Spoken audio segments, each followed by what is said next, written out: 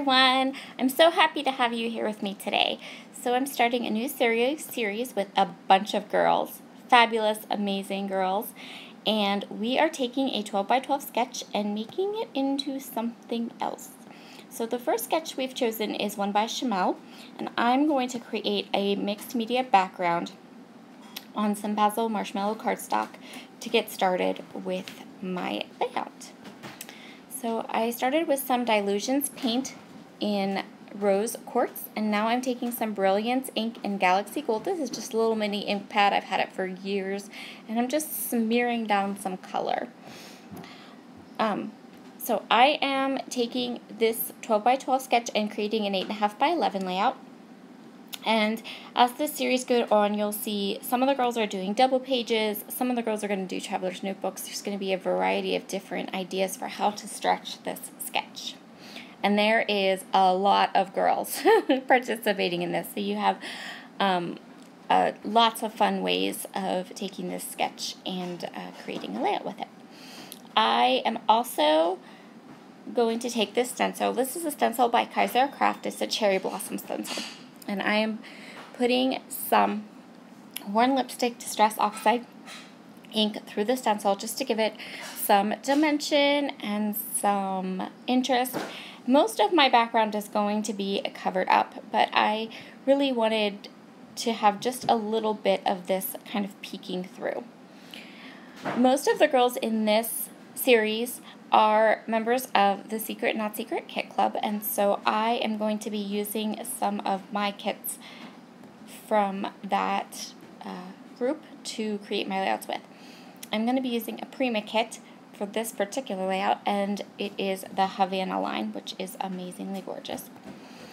So I have all my stenciling done here, and now I'm going to go ahead and I'm going to hit this with just a little bit of water just to give it some, blotchiness, right? I love how this turns out, but it does go through a couple transformations, as you'll see as this goes on. And right now, I'm even considering the fact that it's very bright. It's a little brighter than I would like, but I know I'm going to be covering up a lot of it, so I'm just going to kind of go with it. So these are some of the papers that I've chosen from the Havana collection. I'm just trying to decide what I want as my main large block background. I'm going to choose this kind of more tone-on-tone aqua paper as my main background. So when I did an unboxing of this video, someone commented that they don't know how they would cut into these papers, because they're too pretty. Oh my goodness, just cut into them. I find that cutting into papers makes them so much more usable for me. I can stare at them all day and not quite know what to do with them, but once I start cutting them into like smaller rectangles and squares and kind of chunking them up, I find that I can work better with smaller sheets of paper. That's just me though. So this is what we're going to do. This is the idea for the background, and now I'm going to go ahead and start working on some of my titling and punching like 100 squares. So I'm going to do some of the squares out of this larger list. It's like an offcut from the aqua paper. And then I'm also going to cut into brand new sheets of paper. And yes, I'm going to punch 1-inch squares out of large sheets of 12 by 12 paper because I'm cool with that. And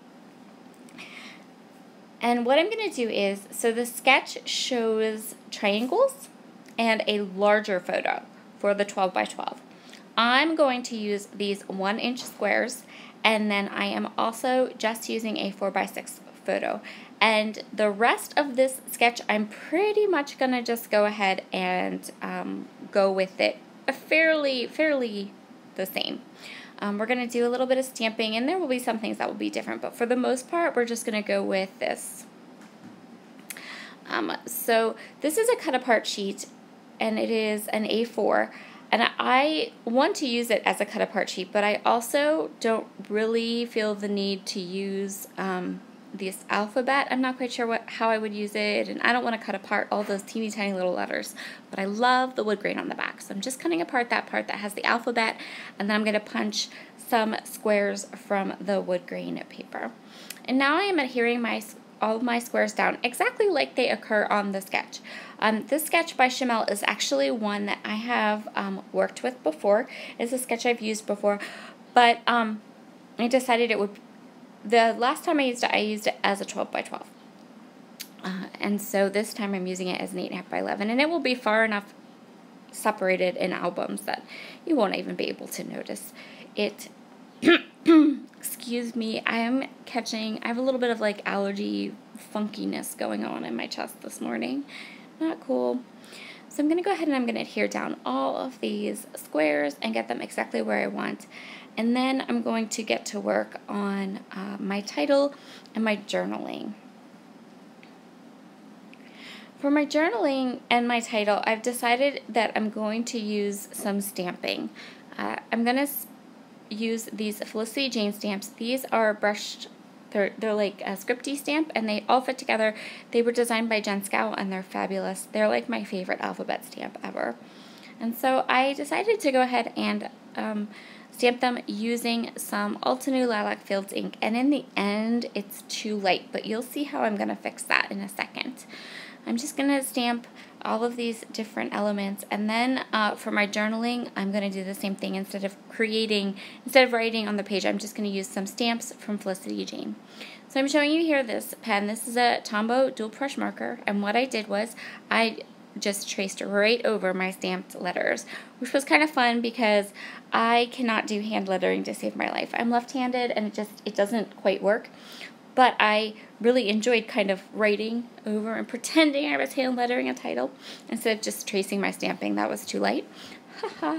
And now I'm going to go ahead and this is kind of the end of my video because I wanted to show you the process for the background and the mixed media background.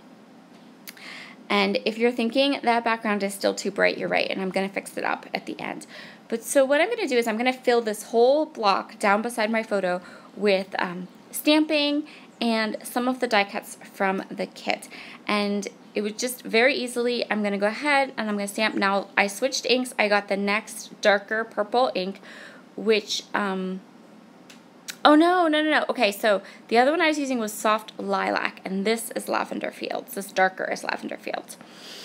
And so I'm going to do that, and then I'm just taking some of these phrase stickers from Felicity Jane that I have, and I'm just going to do a mix of stamping, sentiments, and die cuts from the kit and just stick them all down through that empty spot. See? And now to show you how I'm going to fix up this background. So I took some just Liquitex white acrylic paint, and I'm literally just dry brushing it onto my layout, just at the top and the bottom and the sides, and that kind of brings the whole layout right into the page. It lightens it up a bit so that the background wasn't so dark against all of my light papers.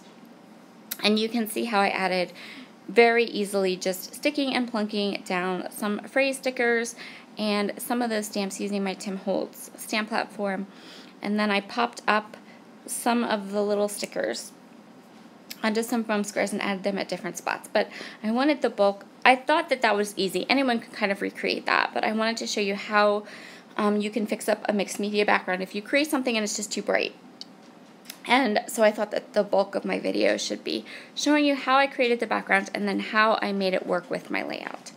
So that's going to complete this video. Please be sure to hop along with all of the other Stretch or Scratch ladies. There's oodles of them, so tons of inspiration, and we would love for you to play along with us if you'd like. So here is some up close and personal details and my entire layout. Have a fabulous, fabulous day, and I will see you all again soon. Bye!